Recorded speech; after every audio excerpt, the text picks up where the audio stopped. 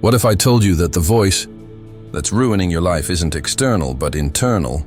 That the enemy that you should be battling isn't your situation, your history, or the individuals who believed in you, but the thoughts you allow creep into your mind and grow there. You're tired, overwhelmed, unmotivated.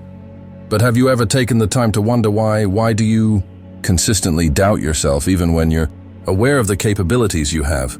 Why does your own mind bring you down rather than building you up? This isn't simply overthinking, it's a battle of perception, and most people are losing since they don't even know they're battling. The truth is, negative thinking doesn't only weigh on your disposition, it incinerates your purpose, tears at your discipline, and paralyzes your will. But what if there were old laws, brutal, tested, and entrenched in Stoic philosophy that were able to shut down that inner madness and reconstruct your mind into something impenetrable? Stick with me, because today we're not sugarcoating anything, we're cutting to the truth, and once you see it, you can't unsee it.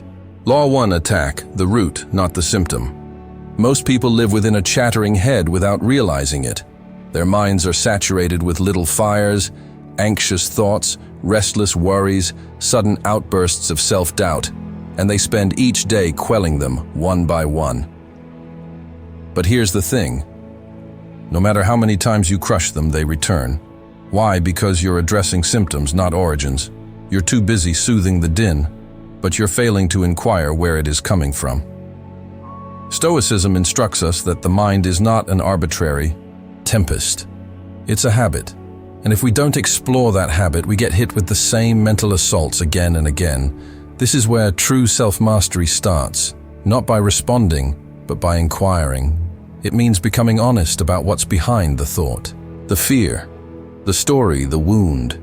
Let's say your mind is continually whispering you're falling behind. Most people will attempt to get away from it, scrolling, eating, rushing into busy work. But the Stoic catches her breath and burrows deeper. Am I really behind, or am I measuring myself against someone who doesn't even live my life? Or perhaps I'm pinning my value to someone else's calendar. These aren't merely thoughts, they're roots, and if you don't confront them, they grow stronger. Epictetus said, "It's not what happens to you, but how you respond to it is what counts." But your response isn't simply emotional, it's also a habit, and habits have roots. Carl Jung once wrote, "Until you bring the unconscious into the conscious, it will guide your life, and you will attribute it to fate." That quotation speaks to me because most of our pain doesn't originate with the world. It originates from the things within us that we never examine. That fear of judgment that you possess, that is not just a personality quirk, that is a root. It most likely began years ago, possibly even during childhood. The instant you realized being yourself wasn't sufficient. And now every choice that you make, what you say, what you wear, what you conceal, is influenced by that root. The Stoic isn't disregarding this. They aren't hiding it from you with pretend happiness. They're facing it not because they're brave, but because they know fear becomes more powerful in the dark. Every bad thought is a flare. It needs your attention, not so you freak out, but so you'll look into it. Because once you know where a thought is originating from, you can challenge it. You can speak back to it. You can alter the behavior that nourishes it. Consider it if you enter your home and notice water on the floor. Do you simply mop it up daily, or do you seek out the leak and repair it? That is what this law is about, repairing the leak, confronting the thing you've been avoiding. Here's the amazing part: when you cease swatting at symptoms and begin cutting the root, everything shifts. Your anxiety does not own you. Your doubt doesn't freeze you. Your sorrow does not twist into shame. Why? Because you've seen where it resides, and once you witness the source, it is powerless. You can choose what to do with it. Seneca stated, "We suffer more in imagination than in reality." He's not refuting that suffering exists. He's telling us that most of our misery is a cycle that we create by refusing the true source. That's what cutting at the root does. It breaks the cycle. Let's make this concrete. The next time you feel flooded with emotion, instead of saying, "I can't do this," say, "What am I really afraid of?" Be specific. Are you fearful of disappointing someone that you'll fail on? An exposed stage that you'll waste your time? Write it down. Then take one step further. Why would that result hurt you so intensely? What assumption do you hold about yourself? that's inflating that fear to be bigger than it needs to be. That's where the origin resides, and once you label it, you can choose, does this belief belong here, or is it time to release it? This isn't always easy, in fact. Hardly ever is confronting the truth. Never is. But discomfort isn't your foe. It's your compass, that edge you get when you go deeper. That's where freedom begins. And this isn't about problem solving. It's about taking back power. The power to respond instead of react. The power to choose clarity over confusion. The power to take action, even when your brain desires to flee. You don't require more distractions. You don't require more motivation, posters. You require accuracy. You must face your fear and tell it, I see you, I know where you came from, but you don't drive anymore. That's Stoicism. That's self-leadership. And once you begin living that way, cutting the root rather than trimming the leaves, you cease being at the mercy of your thoughts. You become the one in command. Law 2, control the frame or be controlled by it. Sometimes you get something thrown at you that brings you to a standstill. Perhaps you're rejected. Perhaps a plan doesn't work out. Perhaps someone you trusted leaves, and immediately your mind leaps in to rationalize what's just occurred. But here is the thing: the way you rationalize it to yourself is absolutely everything, because your mind isn't simply documenting the event. It's placing meaning upon it, and that which you assign as meaning is your reality. The Stoics were aware of this deeply. They realized that pain, failure, and discomfort are inevitable, but suffering is voluntary. That's the distinction between what occurs for you and what you say to yourself. Concerning what occurred, assume you lose a job. Some individuals spiral. They say to themselves, I failed, I'm not good enough, I will never recover. But another individual, same job loss, could say, perhaps this was the kick in the pants I needed. Now I can finally set out to do something that really counts. Same event, different perspective, and that perspective, everything is different. Epictetus once said, men are upset, not by things, but by the thoughts which they hold about them. He's not being kind about it. He's reminding you that the narrative you place on the instant contains more energy than the instant itself. You ever notice how some people seem unshaken by chaos? It's not that they don't feel anything. It's that they've trained their minds to refrain faster when something goes wrong. They don't fall into despair. They pause, they pivot, they ask better questions. That's what Stoicism teaches, not to pretend life doesn't hurt, but to choose a response that strengthens you instead of shattering you. So the next time life comes at you with something new, try this instead of complaining, this is unfair. Ask, what can I learn here, instead of I can't deal with this. Ask, what part of me is being tested right now. The minute you ask a braver question, you build a braver mind. Carl Jung said it in these words, it all just depends on the way we view things, and not the way they are in themselves. That's a profound truth, because a lot of what we term as reality is merely our mental interpretation of it. We imagine we're viewing the world objectively, but a lot of the time we're merely viewing it through past wounds, fears, expectations. Your perception becomes your prison or your power. If your inner dialogue is constantly putting things in the frame of personal attack, failure, or setback, then of course life is going to feel weighted. But when your head begins to think, this is a challenge, or this is part of the process, or even this is training, then you move into ownership. You take the frame back into your control, rather than having it control you. And let's be real, most individuals don't do this. Most individuals surrender the pen and allow fear, shame, or previous programming direct the drama. Something goes awry and their entire identity falls apart, but not you. No longer you're here because you desire sovereignty. You wish to strengthen your mind, not simply to endure adversity, but to lead through it. That starts with catching the moment your internal dialogue activates and selecting a stronger story. Let's get real. Suppose someone critiques your work. Your initial reaction could be to take it personally. They don't respect me. I must not be good enough. But back up, frame the conversation. This is feedback. I'm being honed, or you are ghosted by someone you love. Your brain might want to spin. I must be unlovable, catch it. Turn it around. That tells us more about their distinctness than my value. The facts remain unchanged, but the emotional significance. Does you lessen the weight by adopting a frame that's based on growth, not defeat? Marcus Aurelius wrote, "You control your mind, not external things. Recognize this, and you will be invulnerable." That is what framing is. It's reminding yourself that whatever occurs out there, you still get to decide what goes on. In here, your mind, your interpretations, your response. You can't always alter the outside, but you always have the ability to alter the filter by which you interpret it. That's where freedom resides. And listen, this isn't about superficial positivity. This isn't about lying and saying that life is simple or that you're not ever harmed. This is about clarity.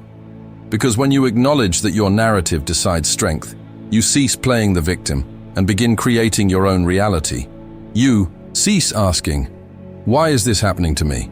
and begin asking, "How can I leverage this and that one adjustment that is capable of changing your whole trajectory?" Consider the last time something knocked you on the ground. Not merely what occurred, but what you said to yourself regarding it. That narrative influenced how you felt, how you behaved, what you proceeded to do next. So, what if you picked a different story? What if you made that your daily practice? Wake up, something bugs you, you catch yourself and say, "This is my patience exercise." Someone shoots down your idea. "This is learning to value myself." You mess up at something. This is fire for sharpening. The more you do this, the stronger your mind gets as a tool and less like a trap. For stress, the world is going to challenge you. That's not a question. The question is, will you let every failure define you, or will you learn how to define the failure? Will you let the world dictate your frame, or will you take the frame into your own hands and warp it towards meaning, towards discipline, towards resilience? Law 3. Create a mind that's a fortress, not a doorway. Most individuals do not understand how open their minds are. They wake up and immediately reach for their phones. They scroll, they respond, they soak up opinion, criticism, bad news, rumors of what they are missing without realizing it. They're allowing every other voice to march right into their mind and re-drape the furniture. And a few hours later, they are wondering why they feel exhausted, scattered. But here's the truth. Your mind isn't a hallway of open doors. It is a fortress. Stoicism teaches us that what you let into your mind determines how you live your life. And if you don't control the gates, someone else will think about it. If you had a castle, would you just let anyone come in? Would you let a stranger roam through your rooms, yell insults, smash your windows, and leave? Of course not. But that is literally what we do with our thoughts. Somebody says something off the cuff, and we carry it around all day. One bad result, and we dive into worst-case scenario. We don't challenge the thought, we just accept it. We give it a seat at the table. This is why the idea of a fortress mind matters, because the world is full of noise. Some of it subtle, some of it loud, but all of it is trying to influence you. Advertising, social media, the expectations of others, your own inner critic, they all want in. And if your mental walls are weak, they'll get in. But when your mind becomes a fortress, you begin to screen. You don't accept every negative thought just because it occurs to you. You don't accept every opinion just because it's vocal. You cease from being reactive. You begin to be selective. And that is where power starts. Carl Jung wrote once, "Who gazes outside, dreams who gazes within, awakens." That awakening occurs the moment you become aware. You don't have to accept every thought that comes to you. You have the right to question it. You have the choice whether or not it works for you. You have the choice to respond rather than react, but only when you construct walls, not to keep life out, but to safeguard your clarity, your focus, your serenity. Now let's discuss discipline, because constructing a fortress mind doesn't occur by chance. It requires repetition every time you catch yourself tumbling into self-doubt. And you pause, breathe, and center. That's a brick every time you catch a pointless comparison before it's going to destroy your day. That's another brick every time you don't get drawn into drama or fuel a fear that doesn't exist. That's another one. It's not about being unfeeling, it's about creating structure. Seneca once said, "No human has the ability to have whatever they desire. but it is within their power not to desire what they lack. That is fortress mentality, selecting restraint rather than reaction, selecting inner control rather than outer chaos. But here's the part where most people fall off the rails. Not every thought is yours. Some are childhood echoes, some are other folks' projections, some are just static picked up from the world. And if you don't take time and analyze them, they'll dictate your life. You'll think you're deciding, but you're just reading scripts you never wrote. This is why the Stoics' journal reflects silence in order to build up the inner walls in order to know what was ever theirs. And not so, how do you begin constructing this fortress? First, you guard the gate when a thought comes in. Don't just let it in. Ask, is this useful? Is this true? Is this yours? If it's a lie, a distraction, or a weight release, let it go. Shut the gate next. Restrict the voices you take in. Not everyone needs to enter your world of mind. Select your influences the same way you'd pick a person to watch over your house, consciously, deliberately, and above all, install daily. Routines that build mental toughness. Meditation, reading, introspection, journaling, cold showers, quiet. These aren't fads, they're building blocks. And the more you pile them up, the stronger your mind gets. Let's be real. Life's not going to get quieter. The world's not just going to magically get quieter, more supportive, more customized to your emotional safety. If anything, it'll get louder, more pressure, more opinions, more distractions. So the question isn't, will I be tested? It's, will I be ready? The fortress mind isn't that nothing reaches you. It's that when something does reach through, you don't lose it. You freeze. You evaluate. You react with power, not feeling. And the greatest part, people take notice, not because you're flashy, but because you're solid. You become the person who doesn't freak out when things go bad, who doesn't talk trash when everybody else is going around the bend, who hears more than they talk, who have nothing to prove since they have something in them that does. The work for itself, that sort of presence, is not created overnight, but it is created day after day, thought by thought, wall by wall. Law 4. Detach from what you can't command. It begins with good intentions. You care about something or someone, and obviously you want it to go well. You want to succeed, be seen, feel appreciated, feel secure. And at first that seems harmless, but little by little that care turns into attachment. Suddenly you're not just doing your best at work, you're tying your self-worth to whether your boss praises you. You're not just enjoying a relationship, you're depending on it to feel whole. You're not just using social media, you're letting the numbers decide if today was going well or not, and that's where it all begins to crack. Not because to care is an evil thing, but because attachment muddies the line between what you can tell someone to do and what you never really possessed in the first place. Stoicism sets one thing ruthlessly in motion. The only thing that is really yours is your reaction, your thoughts, your choices, your actions. Everything else results, opinions, connections, rewards is beyond your control. Epictetus, in simplest terms, some things are within our power and some things are not. And it's the things that are not that tend to hurt us most often. Not because they harm us in some direct way, but because we hold on to them with the expectation that they make us who we are. That way of thinking will always result in suffering. Imagine this: you have a rope in your hand, on the other side is something or someone you love, but that thing begins to sink. It tugs and you can feel the pull of your hands. You can let go, but you don't. You tell yourself you need to hold on. You talk yourself into believing letting go is defeat, means surrendering. So you cling tighter, and as you do, your arms ache, your grip falters, and gradually, without even noticing, you're getting dragged under too. That's what emotional attachment does. It guarantees relationship, but brings suffering. It appears to be strength, but becomes a chain. Carl Jung said, "Whatever you are not transforming, you are electing."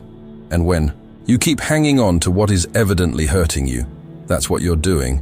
Selecting pain, selecting powerlessness. Stoicism doesn't teach the opposite, though, not apathy, but precision. Not coldness, but mastery. Detachment has nothing to do with being numb or aloof. It has to do with keeping your peace separate from what you can't control. It's saying, I'll be there. I'll give it my best shot, but I won't make my happiness hang on what's outside of me. That's not weakness, that's maturity. Here's the thing: detachment isn't about not caring, it's about not needing. You can love someone so much without making their staying or leaving a test of your worth. You can invest your heart in a project without allowing failure to determine your value. You can pursue a goal with all your might and still embrace the result with grace. That's what the Stoics did. Marcus Aurelius led an empire, survived plagues, betrayal, and war. Yet he wrote, "You have to assemble your life yourself, action by action." He didn't wait for fortune to favor him. He acted detached from praise, detached from fear in the modern world. Detachment feels almost rebellious. We're told to hustle harder, to care more, to push through. We're praised for how much we give, but rarely asked what it's costing us. That's why so many people burn out, because they're holding on too tightly to things they don't control. Results like loyalty. They exist on edge, attempting to impose stability on things that were never theirs to hold. And the harder they pursue it, the more it gets away. But once you start releasing, something amazing happens. You begin to feel light again, grounded, present. You cease spinning tales of what if and return to what is. You cease pursuing people and begin drawing peace. So much of our worry is tied up in futures we've created around outcomes that never occurred around others who might never transform. And yet we grasp. But when you're detached, you cease to bleed energy into things that don't reveal to your effort. You start to concentrate merely on what you can truly mold: your breath, your routines, your attitude, your attention. So, how do you use it? Start small when something does not go as planned. Instead of spiraling, ask yourself, was this mine to control? If the answer is no, release it. When someone lets you down, instead of lashing out, remind yourself their actions are theirs. My reaction is mine. When you feel anxious about the future, bring yourself back to the one thing you can truly touch this moment. What can I do right now that feels true to who I am? That's all you ever have to do. Detachment is a practice on a daily basis. It is not a decision you make one time. Some days you'll release easily, other days it will feel like ripping a piece of you off. But the more you practice, the more solid your center is. And soon you won't have to try to release. You just won't attach in the first place. You'll love without fear, give without expectations, act without seeking approval. That's when your mind is free. And perhaps most potent change is this: when you quit holding on to what you can't control, you begin to control what you can. Your clarity heightens, your energy comes back, your discipline runs deeper. You cease running after peace and begin creating it from the inside. That's what Stoicism was all along. Not indifference, but freedom. Not withdrawal, but understanding. It's the type of freedom that no individual, no loss, no failure is able to take away from you. Law 5, use adversity to your advantage. Nobody gets through life without suffering. That's not a threat. That's the fact. You're going to be disappointed. You're going to be rejected. You'll screw it up and you'll get hurt by things that are not fair. But the question is, what are you going to do with it? Most folks attempt to avoid pain. They numb it. They don't deal with it. They attempt to act like it didn't occur, but ignored pain becomes recycled pain. It seeps into your habits, your relationships, your self-talk. You begin to construct your identity out of wounds you never recovered. That's where the Stoic approach turns it around. Because rather than fleeing from pain, Stoicism teaches confront it, analyze it, employ it, make it your fuel, not your jail. The Stoics did not request an existence free from challenge. They did not plead the universe for protection. They conditioned themselves to withstand it. They conditioned themselves to employ it. Marcus Aurelius, who governed an empire in times of wars and pestilence, wrote, "Once the barrier to action propels action, what opposes makes the way." That's not poetic, that's a truth. It is, which says pain, failure, and disappointment aren't roadblocks from the path. They are the path they are. How you learn, how you get sharper, wiser, stronger, but only if you cease to make a curse of the pain and begin to treat it as a tutor. Carl Jung wrote, "There is no coming to consciousness without pain." That is, pain is the gateway to self-awareness. Consider it. When do you learn the most? When everything is smooth and flawless, or when something gets broken and you are compelled to look within the heartbreak that crushed your self-confidence, the redundancy that made you doubt your value, the failure that tasted like the end. Those moments were painful. Yes, but they are also strong.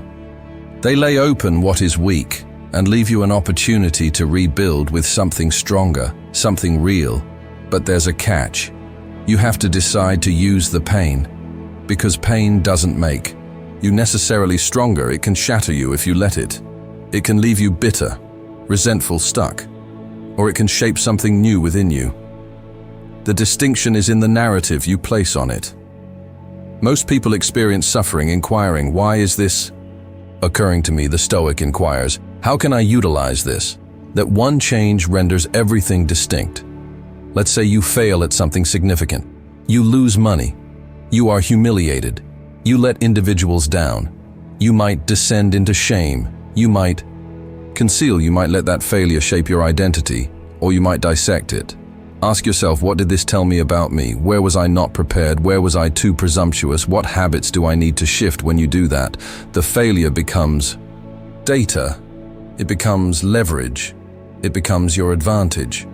Seneca said adversity builds character, like work builds the body, and he meant it. Suffering, when taken in stride, becomes the weight that creates mental muscle. Rejection, that's another aspect of power. If you can stop taking it personally, you didn't meet someone's idea. Great. Now you have room to create your own. Someone walked away. Good. You just got given clarity, and clarity is one of the most underrated weapons on the journey to personal power. Every no you hear teaches you more about your yes. Every door that closes is a sieve that makes your direction sharper. But to employ pain in this manner, you must have discipline. Emotional discipline, being able to sit with pain long enough to learn from it without allowing it to consume you. That is where the Stoic exercise of reflection comes in. Journaling. Quiet stillness when something hurts. Don't lash out. Watch. Observe. Write it down. Dismantle it. What did it make touch inside?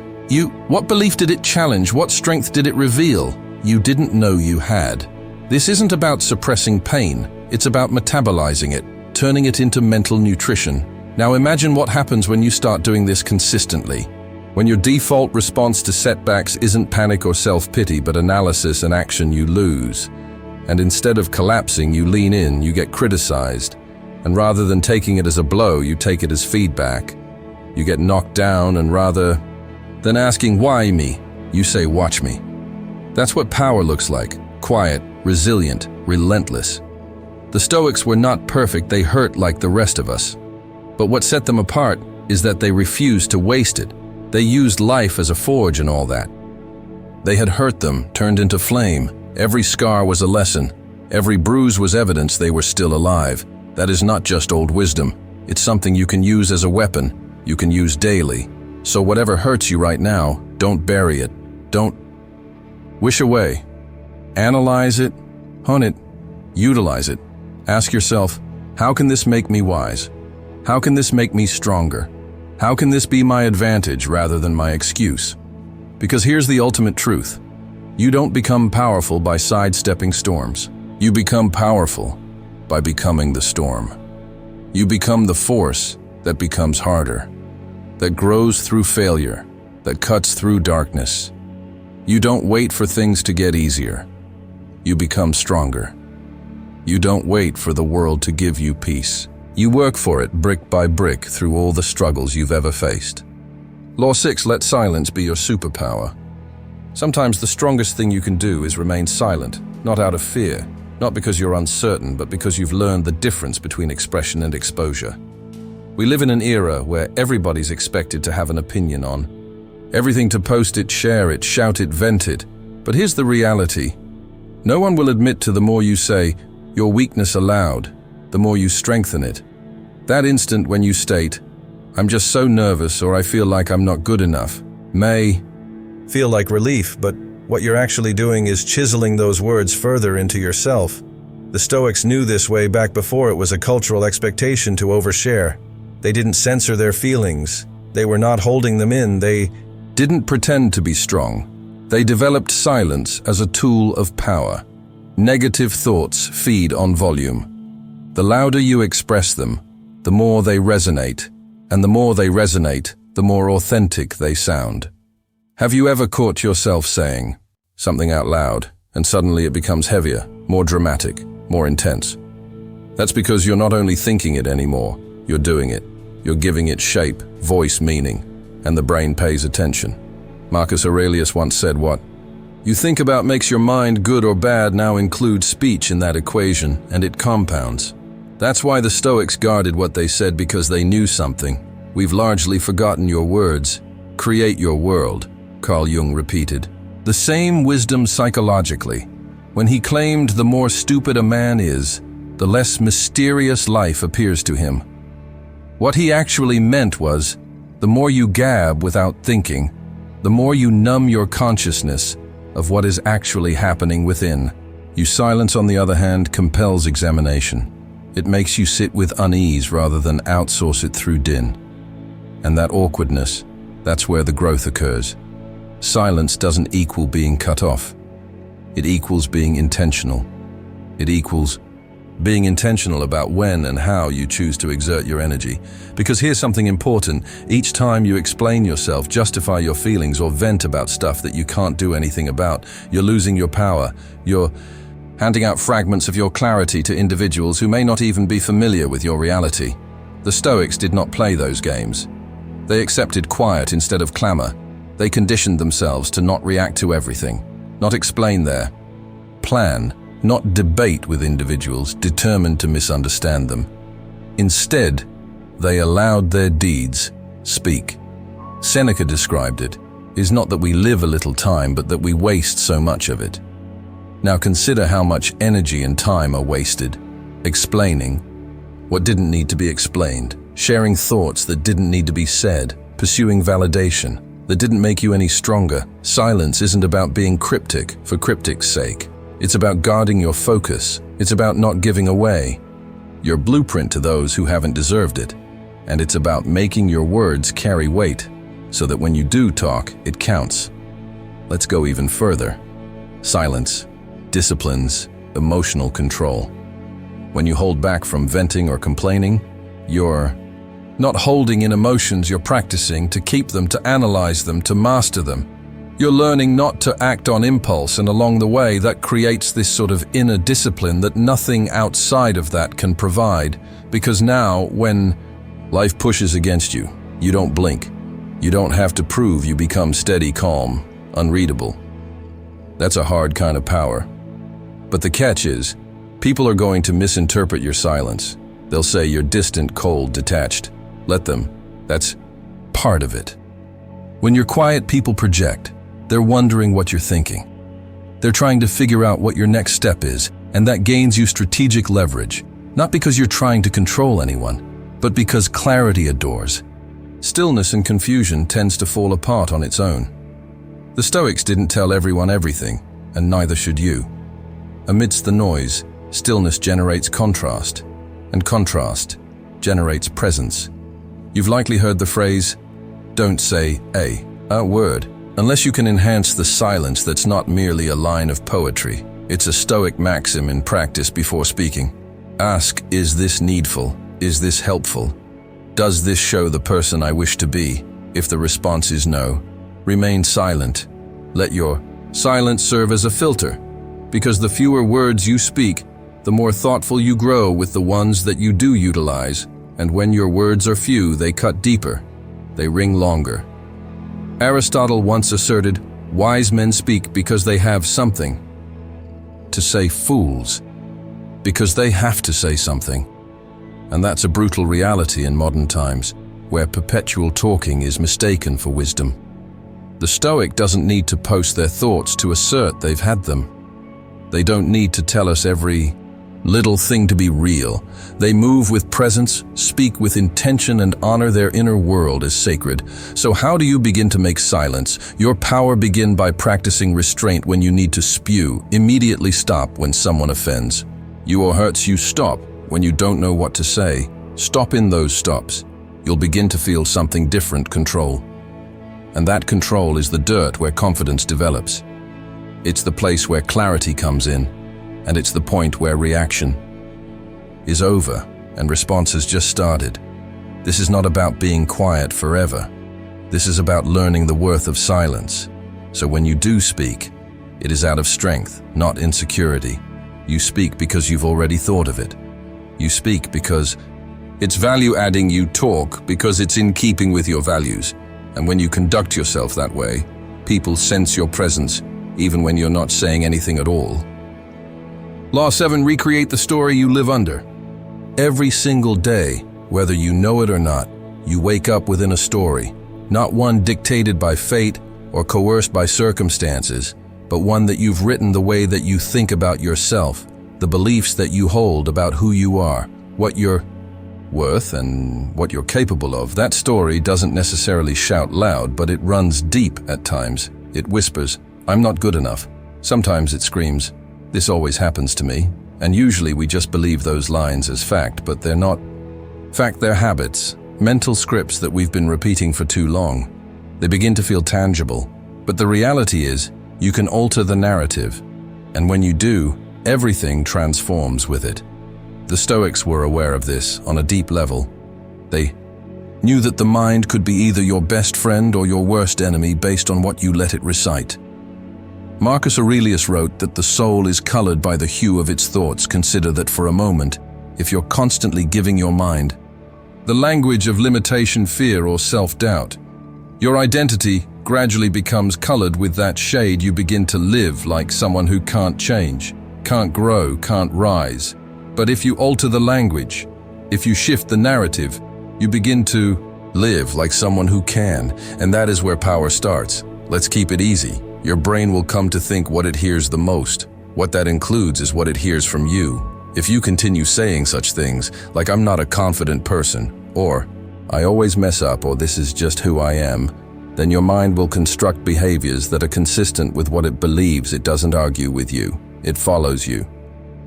Carl Jung has said, "You are what you do not, what you say you are going to do." But here's the surprise. What you do is influenced by what you think. So if your thoughts are based on weakness, even your most powerful actions will feel like you're pushing against yourself. Now ask yourself, where did your present story originate from? Who wrote the script you're living by? Was it a teacher who informed you that you were not smart, a parent who didn't have faith in you, a friend you trusted and betrayed? Or perhaps it was failure so consistently repeated that you began to think it described you. But none of those things get to write the script anymore, unless you allow them. You do not have to live under a narrative that was penned from another's fear, another's misunderstanding, or even your own past errors. That narrative can be rewritten. Retelling your story doesn't equal lying to yourself. It equals selecting a house that makes you more robust, not less robust. The Stoics never instructed to pretend that there is no fear. They just never let it dictate the story. Instead of "I'm fearful, so I won't do it," they said fear is a messenger. It means that I'm entering something worthwhile. Instead of "this is unjust," they told me this is an opportunity to practice justice and patience. That movement away from that. Language isn't poetic, it's functional. It makes you move from victim to creator, from powerless to powerful. And this isn't about becoming some unrealistic best version of yourself. This is about becoming honest. Because most of your negative self-talk isn't just unhelpful. It's not true. You're not lazy. You're drowning and confused. You're not weak. You're uncultivated. You're not a failure. You're midway through learning. Plato stated that the most significant portion of the work is the start. And the starting point of every change is the narrative you present to yourself when nobody sees you. So how do you script? It begins by catching the automatic sentences you utter when you're anxious or second-guessing yourself. Do you utter, "I always do this," or "I knew I'd do something with it," or "naturally enough, it was what happened to me"? Those are not merely thoughts. They're scripts. And if you say them over and over again, they inform your actions, your tone, your posture, your whole way of being. Start replacing them, not with pretend positivity, but with earthy strength. Instead of "I'm scared," say "I'm on high alert and getting ready." Instead of "I'm not ready, I'm becoming the type of person who does this." Instead of "I always mess," Up, I'm still learning, and I'm getting better. Seneca wrote, "We become courageous by performing courageous actions that also involves the action of rewriting our own internal dialogue. You don't require permission. You don't need anyone else to approve of your new story. You simply have to live it. And the more you do it, the more your actions align with your mind is always listening. Give it sweeter words to believe in." But remember this, rewriting your story is not a singular act. It's a daily practice each time something pushes against your old self. You'll feel the urge to retreat back to your default settings.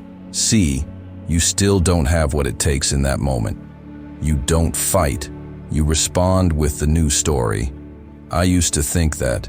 I don't anymore. That's how identity changes, not through violence, but through repetition, through patience, through persistence. And eventually this new story becomes your baseline. You start behaving like someone who trusts themselves, someone who speaks with purpose, someone who views setbacks not as signs of failure, but as acts of refinement.